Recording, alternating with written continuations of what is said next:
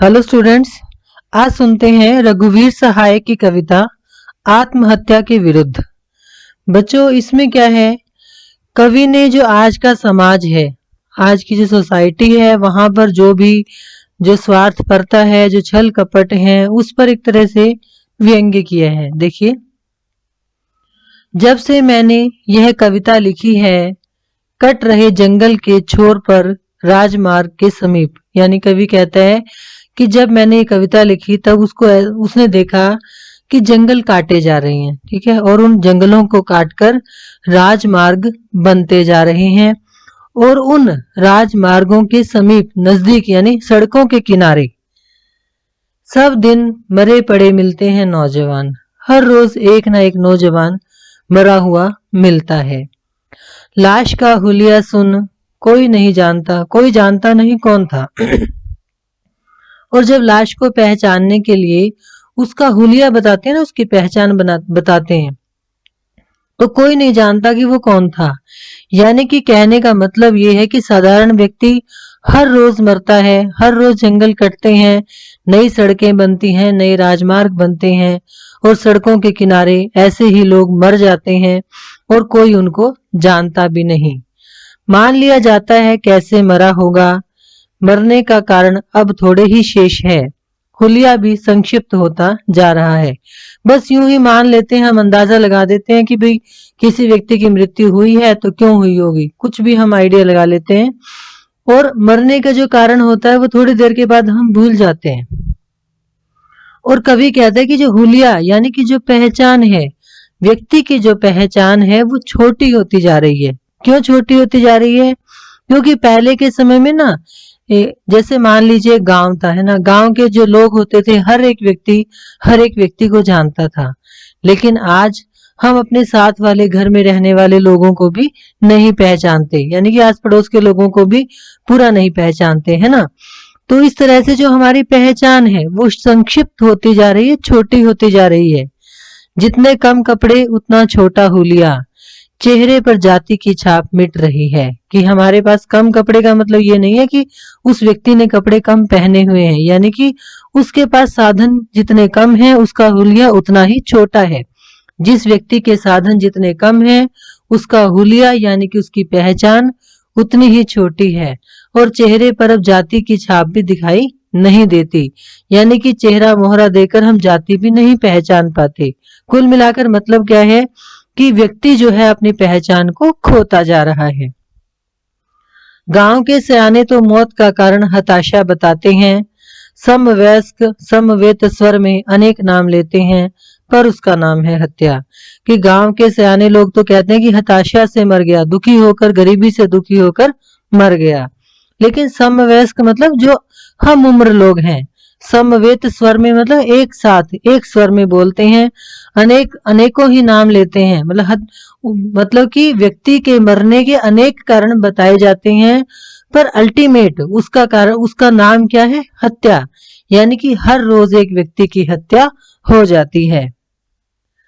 यह शून्य काल है युग के बदलने का, क्योंकि ये जो समय है ये शून्य समय है। शून्य का समय मतलब वो होता है जिसको हम कहीं दर्ज नहीं कर सकते, जिसको हम कुछ बता नहीं सकते।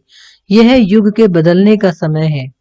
20वीं शताब्दी जाने से पहले धोखा दे रही है कि 20वीं सदी जाने को है, और हम धोखे में ही रह गए हैं कि 20वीं सदी जाने के बाद जाने लगेगी, यानी कि 20वीं सदी के अंत तक हमारे देश का, हमारे समाज का विकास हो जाएगा। ऐसा कुछ नहीं हुआ। कि सारे संसार में आ रहा है नवयुग, और 20वीं सदी में हमें यह भी बताया गया था कि सारे संसार में नया युग आएगा। पीने उड़ाने पहनने खाने का समय, खाने पीने वाले खुद उसे धोखा समझते हैं कि ऐसा समय आएगा जब हम खूब ऐशो आराम से खाएंगे पिएंगे पहनेंगे, है ना। लेकिन जो खाने पीने वाले लोग खुद हैं, यानी कि जो सक्षम है, जो संपन्न है, वो उसको धोखा मानते हैं। सत्य मानते हैं सिर्फ भूखे और प्यासे लोग, क्योंकि सिर्फ भूखे और प्यासे लोग ही खाने की जो चीजें हैं, खाने की जो मतलब वस्तुएं हैं, उनके महत्व को पहचान सकते हैं, जिनको पता होनी चाहिए असलियत। यह युग है जिसका अंत हमें दिखता है, और ये ऐसा युग है जिसका अंत होता हमें दिखाई दे रहा है। पर अगले युग का आरंभ हम नहीं जानते। मतलब हमें ये तो पता है कि 20वीं सदी समाप्त हो रही है, लेकिन 21वीं सदी आ रही है जो उसमें जो आरंभ होगा वो कैसा होगा वो हम नहीं जानते कि उस नई सदी में भी हमें कुछ मिलेगा या नहीं मिलेगा। मनहूस शून्य के अथाह में पांव नहीं टिकते हैं कि ये जो मनहूस शून्य समय आ गया है, उस समय का जो गहराई है वहां पर पांव टेकने के लिए जमीन ही नहीं है। यानी कि ऐसी शून्य, ऐसा अंधकार हमारे चारों ओर छाया हुआ है कि हमें आगे भविष्य में रोशनी की किरण दिखाई नहीं दे रही है। हम डूबते नहीं उतराते रहते हैं। बार बार यह कोशिश है कि हर एक संवाद अर्थहीन हो जाए, कि हम 20वीं सदी के अंत में बैठे हुए जो लोग हैं, हमारी स्थिति ऐसी हो गई है कि हम चाहते हैं कि हमारी हर एक बात का कोई मीनिंग ही ना निकले, कोई अर्थ ही ना निकले। मतलब हम ऐसे संवाद करना चाहते हैं जिसका कोई अर्थ ही ना हो। यानी कि हम बात करने से भी, अपनी बात को प्रेषित करने से, सामने वाले को समझाने से डरते हैं। लोगों के संबंध मध्यस्थों द्वारा बना करें। यानी कि हम सीधे लोगों से संबंध भी नहीं बनाना चाहते, हम कोई मध्यस्थ चाहते हैं, मतलब मीडियोकर चाहते हैं। आज इन टूटते रिश्तों को सार्वजनिक मान्यता देते हैं अध्येता, लेकिन करते हैं प्रबंध की एक शैली का उद्घाटन जनता के साधनों से नए लाभ की। कि जो अध्येता लोग हैं, यानी कि जो बुद्धिजीवी लोग हैं, वो आज इन टूटे हुए रिश्तों को भी एक मान्यता दे रहे हैं। यानी कि सार्वजनिक रूप से रिश्तों का टूटना स्वीकार किया जा रहा है। और वो जो लोग हैं, जो बुद्धिजीवी लोग हैं, जो अध्येता लोग हैं, वो क्या कर रहे हैं कि समाज में एक नई शैली का उद्घाटन कर रहे हैं, जिससे कि जनता के साधनों से उन्हें ही लाभ प्राप्त हो सके। यह नहीं हो सकता, नहीं होगा, शून्य में घोषणा करता है विचारक। ऐसा होगा और ऐसा नहीं होगा, ये घोषणाएं करते रहते हैं। कौन? विचारक लोग, जो बुद्धिजीवी लोग हैं। कहाँ करते हैं घोषणाएं? शून्य में। शून्य में घोषणा करने का अर्थ क्या हुआ कि व्यक्ति केवल घोषणाएं करता रह जाता है, होता कुछ भी नहीं है। और आपने देखा भी है समाज में कि बहुत सारी घोषणाएं हम करते रहते हैं, और हम बहुत सारे आदर्श, एक तरह से ऐसा होना चाहिए, ऐसा होना चाहिए, हम करते रहते हैं, पर ऐसा होता नहीं है। पढ़े लिखे लोगों के बीच सिद्ध होता है कि संवाद मर गया, कि जो पढ़े लिखे लोग हैं वो चुप हैं, क्योंकि ऐसा लगता है कि उनके बीच का जो संवाद है वो मर चुका है। कर्महीन लोकतंत्र की मदद करता है विध्वंसक लोकतंत्र।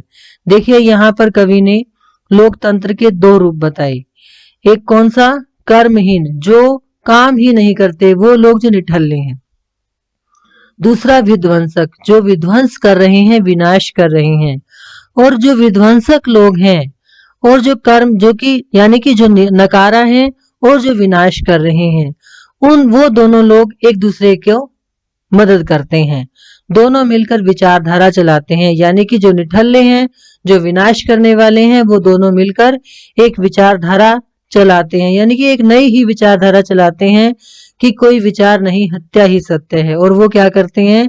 किसी भी विचार को एक तरह से लागू नहीं होने देते। यानी कि जो पढ़े लिखे समाज से, बुद्धिजीवी वर्ग से कोई नया विचार आता है, जो काम नहीं करने वाले हैं वो क्या करेंगे? उसको इम्प्लीमेंट नहीं करेंगे। जो विनाश करने वाले हैं वो क्या करेंगे? वो भी इम्प्लीमेंट नहीं करेंगे। तो क्या होगा? कुल मिलाकर उस विचार की हत्या हो जाएगी, और यही हत्या ही सच है। हम भी भयभीत, असहाय भी भयभीत हैं, और इस प्रकार से सारे के सारे जो लोग हैं, हम सब भयभीत होकर खड़े हो जाते हैं। और वो लोग जो असहाय हैं, यानी कि जो हमारे सहारे पर ही हैं, या हमारे संबल लिए हुए हैं कि हम कुछ करेंगे तो वो कुछ करेंगे, तो वो भी डर जाते हैं। यूं कहकर भीड़ में समर्थ छिप जाते हैं, और इस प्रकार से वो जो भीड़ है उसमें जो समर्थ लोग हैं वो हमेशा छिपे रहते हैं, और कभी भी कोई कार्य पूर्ण नहीं होता। तो ये थी बच्चों कविता आत्महत्या के विरुद्ध। थैंक्स।